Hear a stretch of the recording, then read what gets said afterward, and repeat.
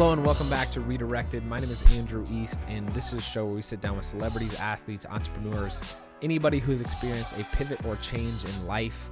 At some point or another, we all go through them, and so I wanted to sit down with people who have made it through these changes well in order to glean wisdom for myself and share that wisdom with you. Today, we are continuing our Forbes 30 Under 30 series, and we're joined by Christina Rakestraw, who is a Stanford graduate. She's a Stanford student athlete and the co-founder of Homeroom, which is a platform all about after-school enrichment. Christina talks to us about what it was like to transition out of Stanford student athletics and into a different career. She taught for a little bit and then realized that that wasn't for her, and how she was ultimately able to co-found this company. And she has some really good things to say, some really unique insight, and she talks to us about what she's up to now. And so if you want to find out more about Christina and the things she's involved with, we'll link that down below. We're honored that Christina joined us today. And before we jump into this interview with her, if you haven't given the show a subscription or rated it, please do so on whatever platform you're listening to. I hope you enjoy this interview. And without further ado, Christina Rakestraw. Christina, thank you so much for joining today. It is truly an honor to meet you. Yeah, it's nice to meet you as well. So I'm excited for our conversation, and I'm impressed with your resume as I've researched it. I do love if you could start off kind of setting the foundation for where you came from, what like the potted version of your bio and how you got here today. Totally. It's great to connect, and love the podcast that you've started, and think it's really interesting. I've been reflecting a lot about how we all have different versions of ourselves and how do we bring those out. So for me, my background, I grew up in a household where my dad was very competitive. I did a lot of sports, select soccer, select basketball. And then going into high school, I got really involved with rowing.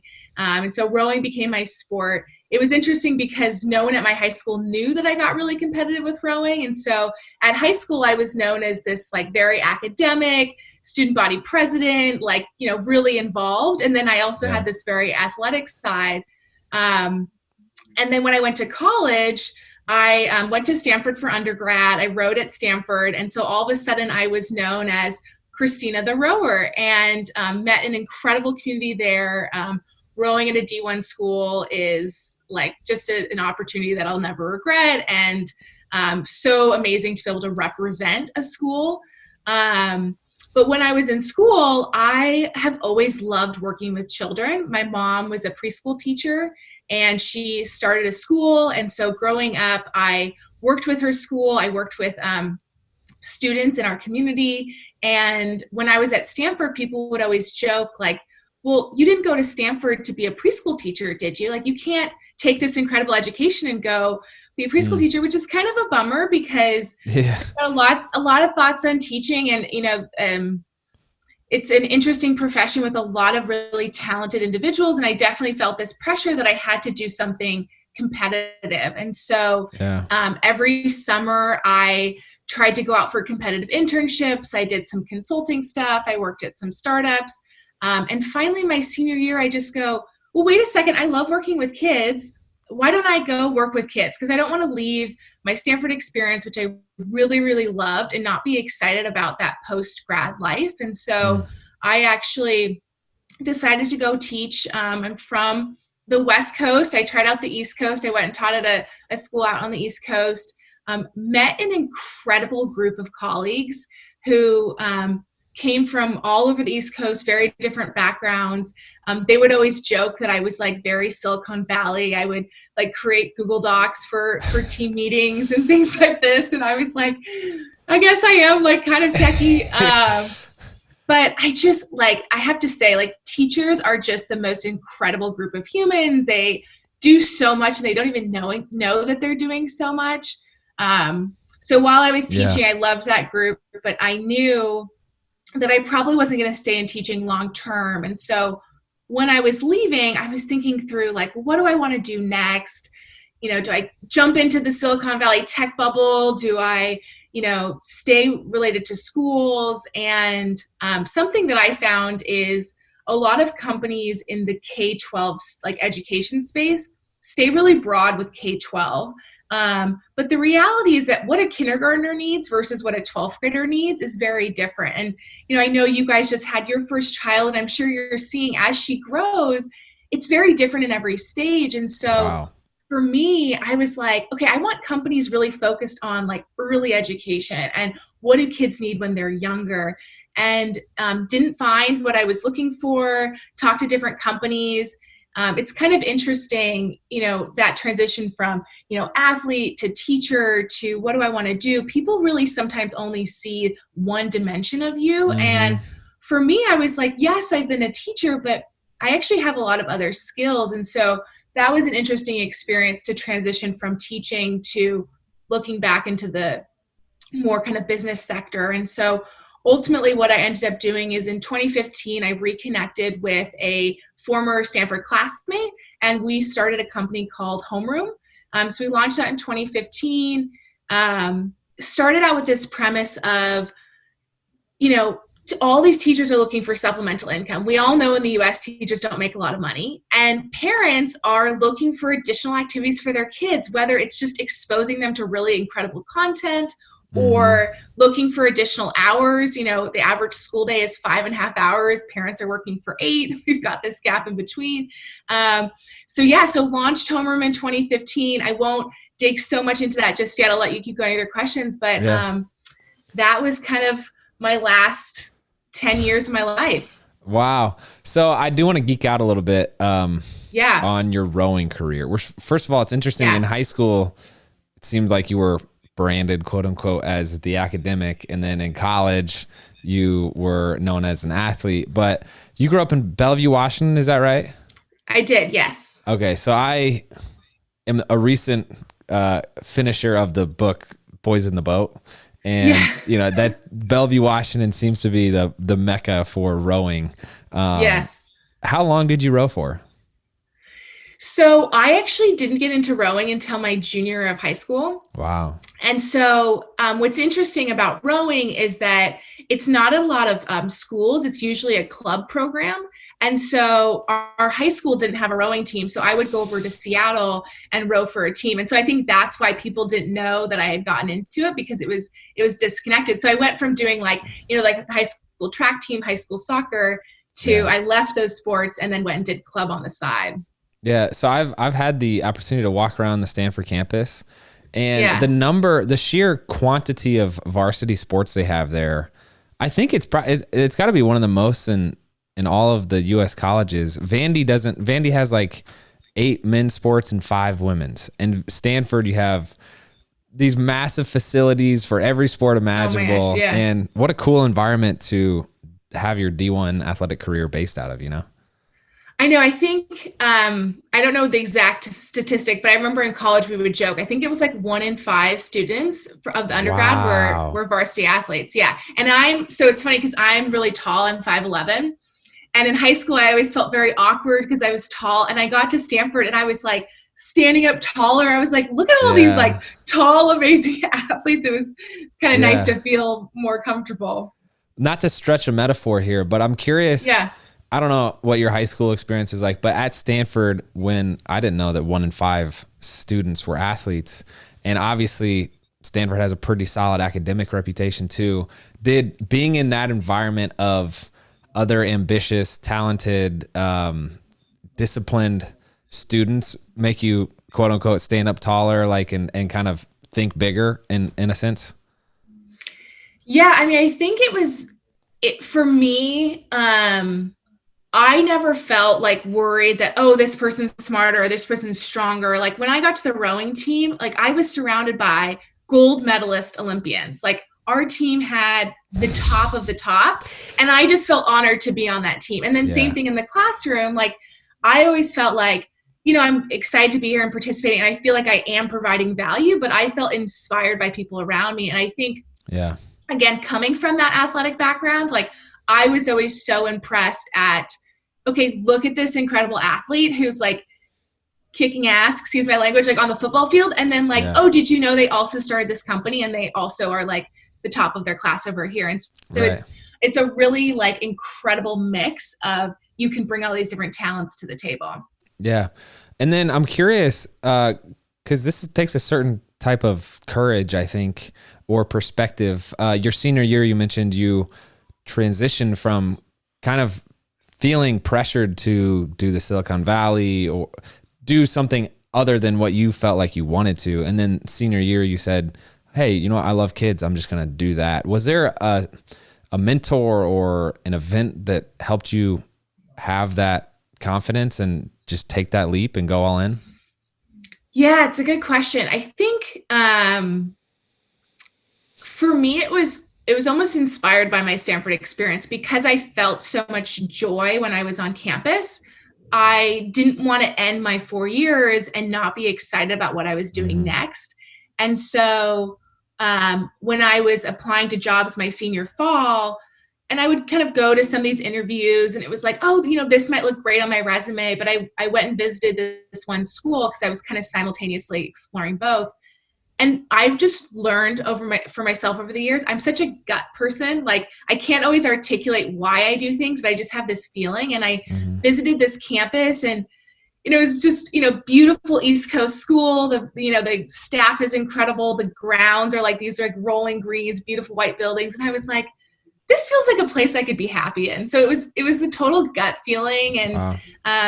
I felt like it was nice because I was telling myself at that moment, you know, you're not going to be locked into it. Just go try it. But yeah, I'm kind of just a gut person. That's great. How long did it take you in teaching to realize that you probably weren't going to be a teacher in the traditional sense for the rest of your career?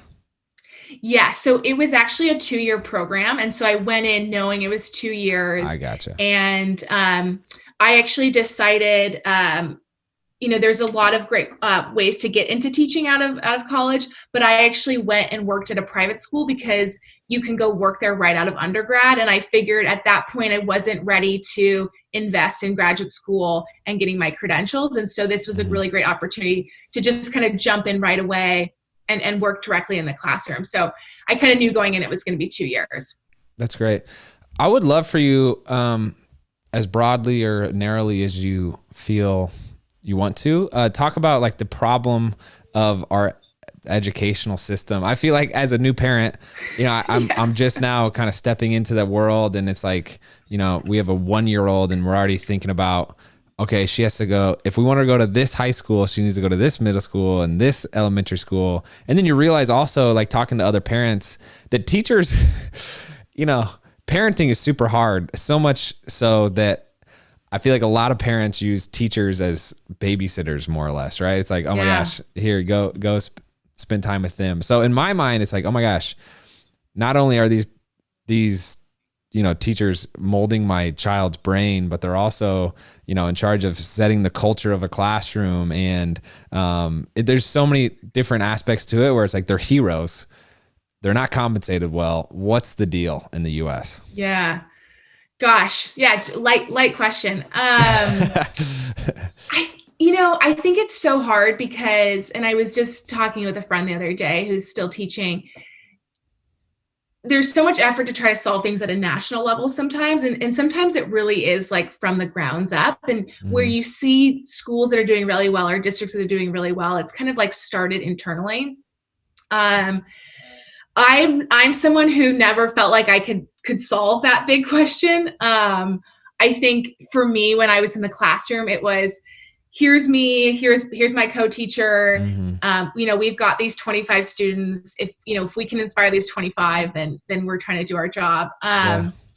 But oh gosh, I don't even know where to start with that one. It's just like, there's to me, there's too many problems, and my husband and I don't have kids yet. And I just tell him, I'm like, ultimately when we do have kids, when we do send them to school, find a great community and recognize that going to school is just one part of your child's learning experience. There's, the peers that they're surrounded with and the things they can do outside of school. But and then 2020 throws a whole nother curveball into that too. Oh my gosh. Yeah.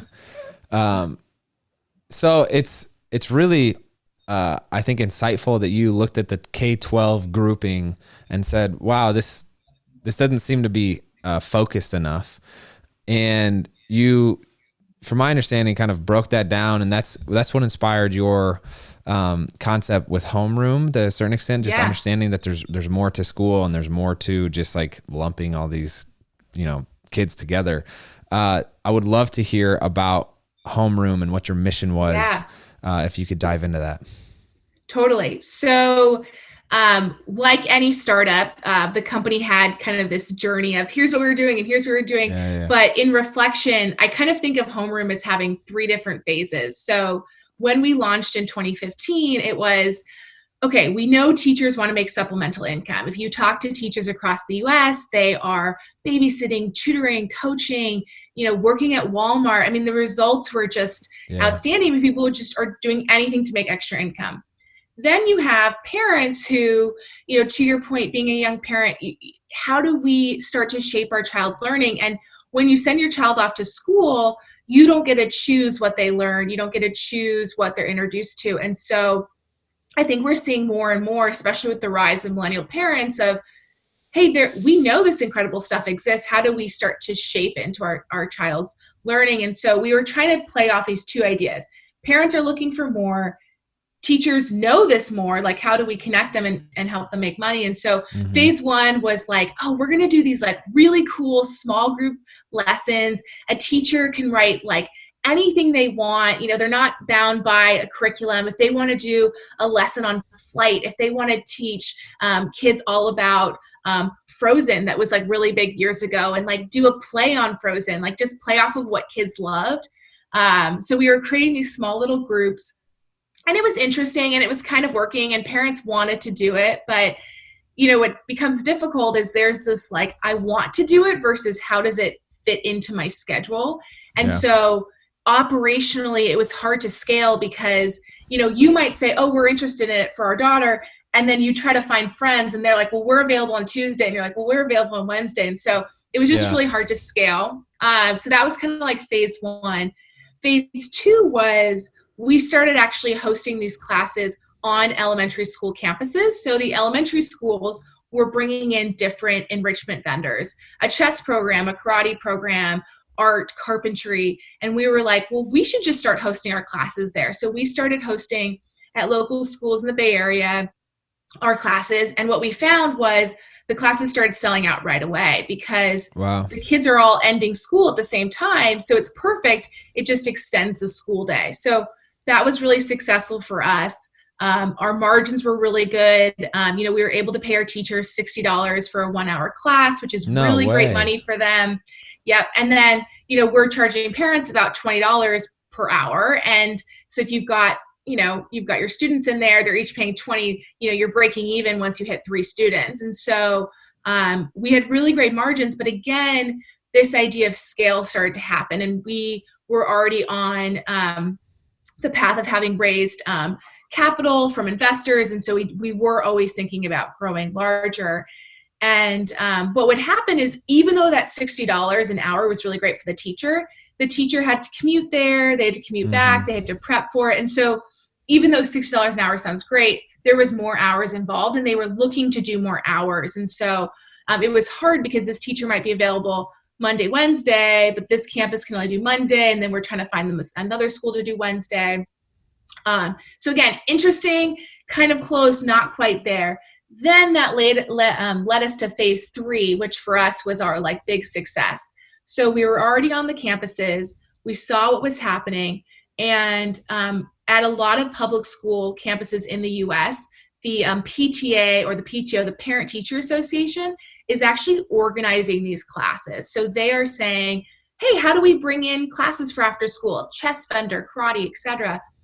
And we were working with all these parents, and we noticed a trend where, 3 times a year, fall, winter, spring, they would email us, okay, send us your registration link, tell us about your class. And we realized, well, what are the tools that this parent has to use? This volunteer parent is hacking together Google spreadsheets and, these email campaigns. And we were like, we should build a solution for them because these on-site programs are already happening. So how do we make it easier?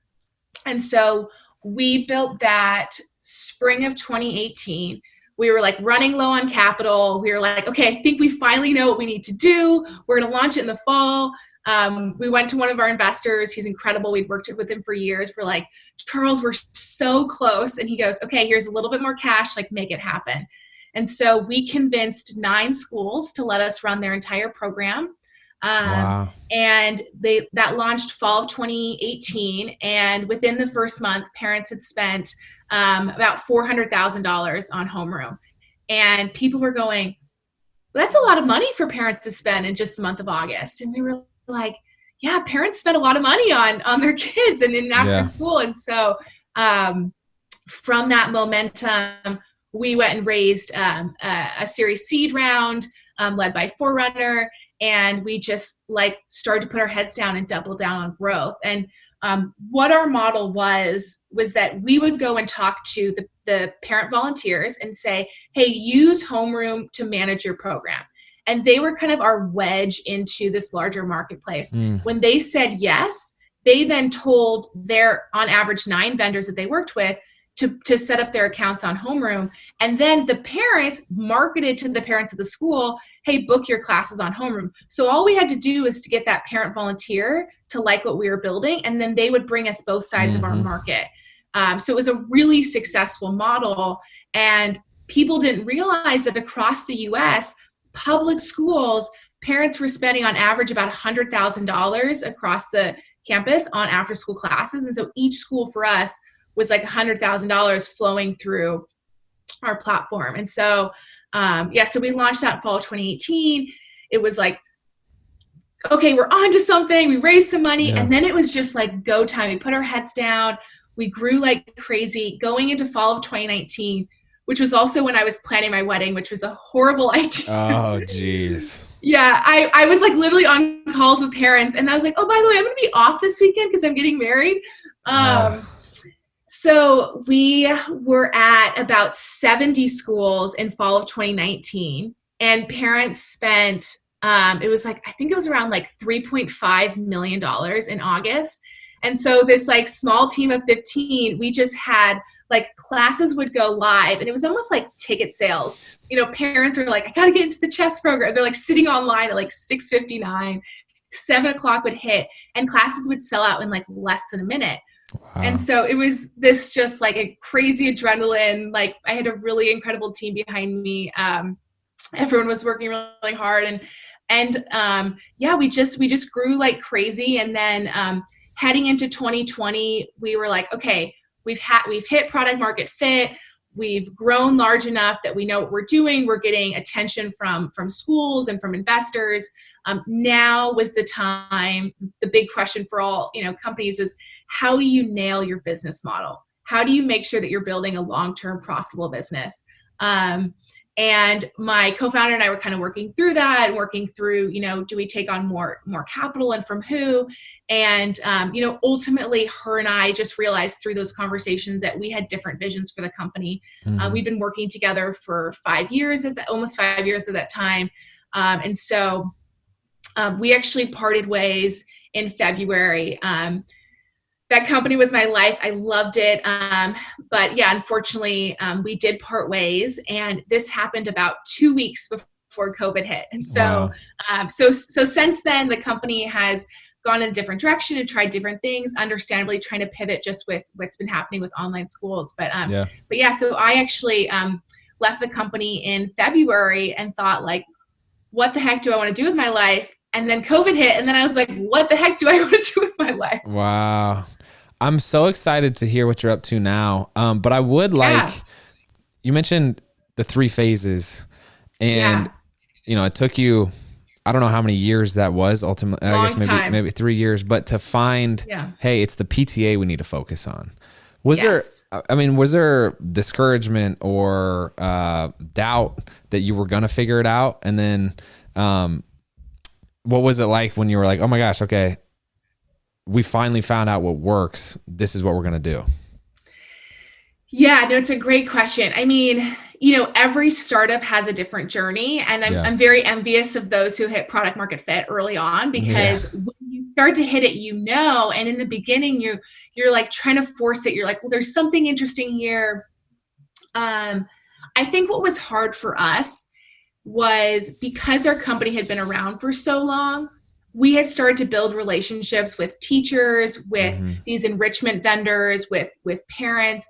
And I definitely learned, like, one of my faults was, um, I think they say like starting to say like no to things, like saying like, hey, we can't support you anymore. And I like my whole life I'm a relationship builder, and it was hard for me. I probably was the one sometimes that wanted to linger on too long, because Mm-hmm. I was like, oh, but like, they told us that we were really helpful over here. And I was like, but that's not the scalable thing. We've got to kind of redirect. Yeah. So I think that's what gets hard is starting to say no to things. Like, you see 50 customers and go, oh, 50 customers is great. And you go, no, you need to focus on like the 20 that are really going to scale. Yeah. There were definitely some like very pivotal moments in 2018. It almost felt like that kind of like athletic adrenaline, like bringing this full circle, where it's like, the like last 2 minutes of the game, and you're just like there were nights where I was up so late and I was like, okay, but I know we're on to it. It was like this feeling. I was like, okay, I'm having these conversations. Like, we were beating out a competitor of ours, and I was like, okay, like, we are different, like, we are pushing through. But starting a company is no joke. Yeah. It's a grind. Yeah. I love, the ability to say no, or the discipline to say no is so hard, especially when it's like, Yeah. oh, well, they're going to pay us if we do this, and maybe we could just Totally. slightly veer off path so we can get paid. Yeah. But yeah. Okay. What are you up to now, Christina? I'm so excited. Yeah. So I think the big thing for me, which is also a trend in 2020, which is really great, was focusing on self-growth. So I like took some time off. I, again, almost felt like I was going through this phase of like, okay, in college, my identity was rower. After college, my identity was teacher. After teacher, it was homeroom. And then all of a sudden I was like, what is my identity? And I definitely have a lot of thoughts about how unfortunate it is sometimes about how we do just get grouped into one identity and feeling Mm-hmm. like, what is my next purpose? So I focused on a lot of self-growth. I worked with a counselor. I worked with a career coach. I basically was paying someone to help me do the things that I like wasn't self-disciplined in doing. Like, okay, tell me how to sit down and like write the things I think I'm good at, or like tell me how to write the things that like I don't want to do. And I did some really good exercises on like, okay, homeroom was a great experience, but if you were to just focus on like the pieces of being a founder that you enjoyed, what were those, as opposed to the things you did just because you believed in the company? Mm-hmm. Put all this together and was like, okay, I'm going to join a late stage company. It's going to have product market fit. It's going to be really stable. Maybe it'll be a nice like financial boost. Being here in the Bay Area, there's so many great startups. And then I was having conversations with companies, and I realized that I really care about a company's mission.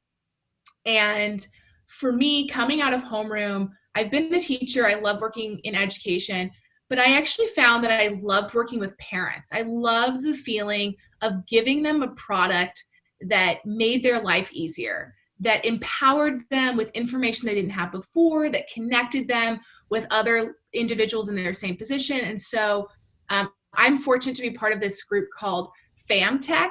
So it's companies building business in the family space. A lot of different businesses, but this is this incredible network of women tackling everything from like infertility to women getting back into the workforce post having kids to employer benefits. How do we get employers to be more aware of what families' needs are? So I was talking to some companies in there, and I met this one woman, and I was just like, I just like her energy. I like what she's doing. Of course, the company was like 4 people. They'd been at it for a little over a year, or just, I think they're coming up on a year. And I was like talking with my husband, and I was like, okay, I know I said I wasn't going to go early again, but I don't know. I'm excited. And so I ended up joining them in August. And it's been super exciting. It's been really fun to double down on the talents and skills that I learned from Homeroom and to take it to a different company. I've heard people talk about like how much easier it is after your first company. You're like, oh, all those things I had to learn. Oh, now I already know them. I'm, going to start a little higher. So started working with them. So I'm about, it's already end of October. So like almost 3 months now. Wow. And we are focused on building the family iOS. And so the idea that in our work lives, we have all these incredible tools to manage communication, manage tasks, projects, but in our household, we're trying to hack these together. How do we communicate with our spouse who's doing pickup? How do we communicate the grocery list, the to-dos? So many families have those like calendars on the fridge. They're like, here's kind of like how we manage things. And so the idea behind this company is how do we build a tool from the ground up with families in mind where, ultimately there's always going to be one parent, usually the woman, who's kind of more of like what we call our quarterback, who's like always relaying the information to either your spouse or another caregiver. And so the idea is how do we lighten their life, but how do we also better involve, you being, again, a new dad, like I'm sure as you guys navigate this relationship, there's always an excitement for both of you to be involved, but like, how do we make that communication easier? So we're still early, but it's been really exciting. Christina, I would love to connect after this. Our whole purpose and all the content we put out is to inspire families to be more connected and I mean that's our whole thing is like how can we share whatever we've done right or wrong with the world, and we do that through content. But I feel like there's a lot of things we could discuss. But I do, before I ask the ending question, you've mentioned product market fit several times, and it's somewhat self-explanatory. But tell us what that is. Yeah, no, great question. So I think there's like a general definition, but then everyone would describe it a little differently because when you're so deep into your own company, you think you have product market fit. It's not till like later that you actually look back and go, okay, that's when it hit. And I will say, like, from my own experience and talking to others, you sometimes think you hit it before you have. And again, it's like that reflection later, but really it's when the product that you're building is both naturally growing and hitting your customers in the right way. You're not having to force this like, oh, this might be a great idea. This might be this great thing. It's this, you're taking your company from this is kind of a nice to have to, no, it's now become a need to have. It's part of your customers' daily lives or whatever the product is. They are reliant on it for whatever your service is. So with Homeroom, the only way for our parents to book classes was through Homeroom. And so we became this, like, you have to have this product at your school because otherwise it's this really broken, fragmented world of having to like write a check over here and sign up over here. So it's like that meld of like everything coming together. The product has kind of hit your customers at the right time. You're able to like grow organically and kind of double down on that.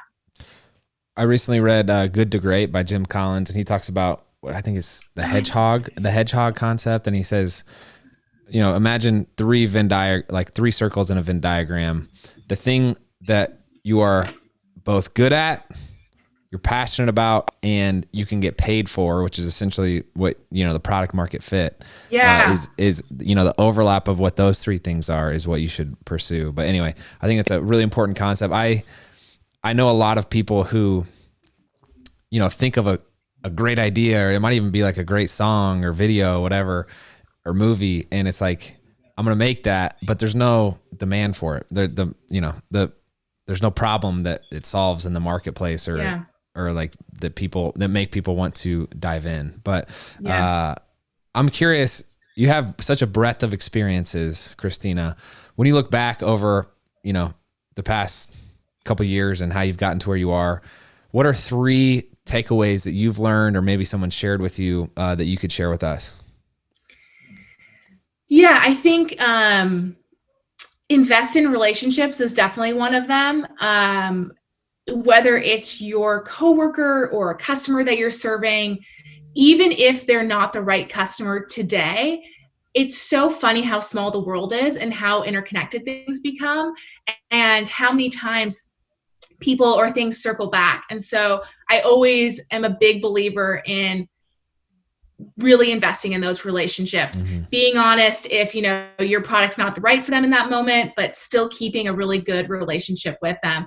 Yeah. I love when customers I've worked with a couple of years ago, or even when Homeroom first started, like we're still bumping into each other, or they'll reach out to me because they knew I was a teacher and they're looking for advice on something else. So big believer investing in relationships. I also think if you're starting a company, the team you're surrounded by, they become your family. You spend so much time with them, more than you do with your spouse. And so I think not only is it important to just create like a really like happy, healthy environment, but I also think setting the right expectations, something that one of my team members pointed out to us early on, sorry, not early on, later on, and I was like, oh my gosh, I didn't even realize this was happening, was because I was online a lot as a founder, it created sometimes a dynamic for him to feel like he needed to be online. And so being open and saying like, oh, you might see me online, but I don't expect that from you. So even though I was kind of like sad in that moment that he had felt this pressure, at the same time, I felt good that we were in an open enough environment that he was able to at least tell me Yeah. that. And so having a really good open dialogue with your team that you're building with, because whether you're the founder or you're an early employee, like it's not going to get done unless you guys are all doing it together. The Right. founders have the ideas, but the team is really what's executing. Yeah. That's definitely a second one. And then the third one is something that I've tried to do in the last kind of like 8 months after leaving Homeroom, which is like invest in yourself. And I definitely am guilty of having given up a lot of like hobbies or, just like for fun things for myself. And this last 8 months, I've spent a lot of time going, well, what makes me happy outside of work? What else can I Yeah. do? My husband has so many hobbies. I can't keep up with him. He's like this crazy athlete, constantly picking up new things. And so the last couple of months of quarantine, I've just been like trying to do new things. I've been like popping into like different workshops to try to like learn new skills. I'm somebody who is, constantly talking about athleticism today. Like I love going to fitness classes, and I found a studio that's doing classes outside, and I was like, people like getting my, like Yeah. endorphins going early in the morning. So I've just found like if I actually take that time to invest in myself, I'm more present and available in my professional life. Yeah. Wow.